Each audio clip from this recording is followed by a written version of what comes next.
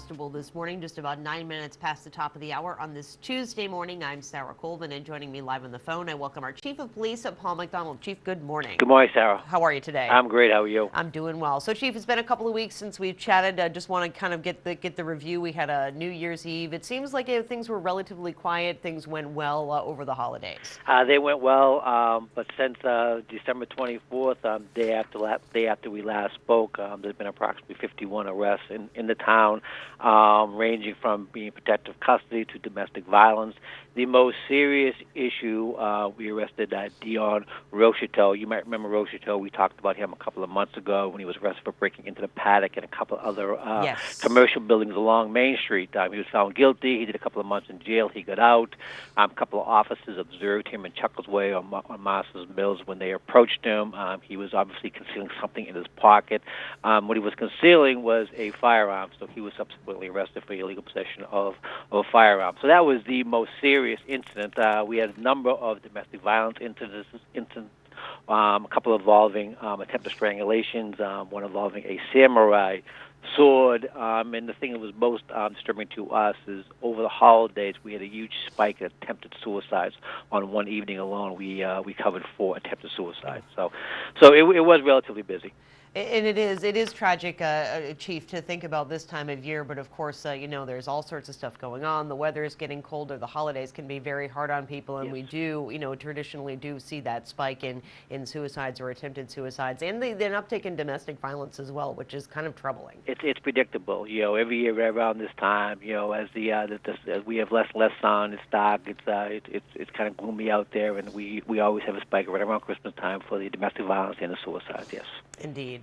Chief, I want to talk a little bit about the substance abuse issues as well, and I know that's something that we continue to deal with. I think this year or last year around this time, we were really dealing with some record numbers of overdoses, some deaths, etc. With the advent of Narcan, I know that your officers are all getting trained. They carry that. The officers have really been able, and the first responders, to save a lot of lives when it comes to that. Right. The overdoses really started last February. That's when it really spiked, last February and March. And then again, it spiked this December.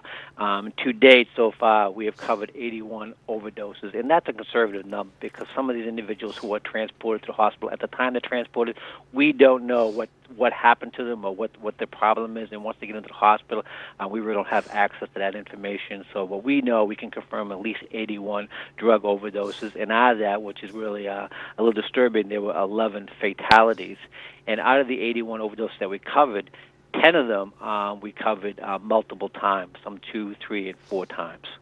Indeed, and it is really concerning. And I was doing some research and some reading into this, Chief, because of course, as being in the news, it's something that we're going to be covering and we're going to be taking a look at.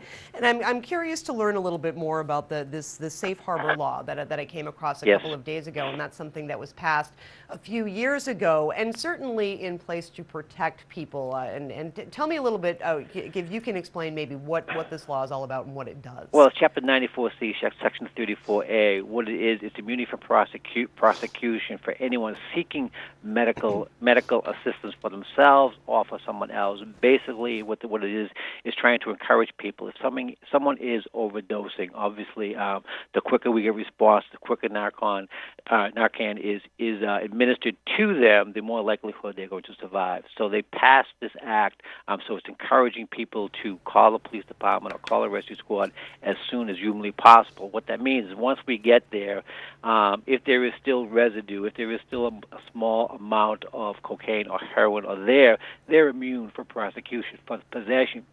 However, if there's a sizable amount of heroin and cocaine there, they can still be charged with distribution and trafficking in a Class A or Class B substance. If you look back in Yarmouth, I believe last month sometime, they administered Narcan to the same individual 2 days in a row at 2 different motels.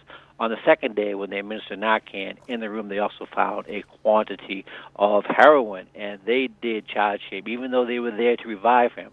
They did charge him with distribution. So the law protects a person from immunity, but only for the mere possession of a narcotic. If it's distribution or trafficking, they can still be charged. Right. However, possession is, as far as I know, still a crime, Chief. And I can obviously see how this is in place to protect people. You know, you want people to Correct. to be helped out and to avoid letting this overdose take their lives. But in terms of looking at how widespread the problem is, that do you find this slightly concerning from a law enforcement perspective? From a law enforcement, we do not want to enable these individuals to continue to do this. We don't want them to feel safe. We do not want them to have this Narcan, and then they give the Narcan to their friends and say, listen, here's a Narcan. If something happens to me, I'm going to shoot up, but I'm going to take some extra dosage because I know the Narcan is right there. It will revive me. If I shoot up, if I become unconscious, use Narcan on me immediately. We are a little bit concerned about that, but I think the public safety it outweighs that, so I think it's important that people should call us as soon as possible. It's not uncommon for us to get there. Once we are there, the overdoses happen so quickly and so suddenly, the needles sometimes are still in the individual's arms. Indeed, and again, certainly life-saving. And is it something perhaps we're going to be taking a closer look at, whether we see certain individuals maybe being revived 4, 5, 6, 7 multiple times by first responders? Is that something that may kind of say, okay, we're going to take a look at this? We have right now 10 people on our list that we have revived multiple times. We are looking at them, and once they are released from the hospital, we do go back and we do debrief them. We always call narcotics detectives out because they're out there. They're looking for any type of residue or any type of works they might have, because we want to get as much of the drug as humanly possible, because we want to try to analyze it and see why they're overdosing. And most of the time, they're overdosing because of what the drug is being cut with, or because it's so pure. Pure heroin, you're going to overdose.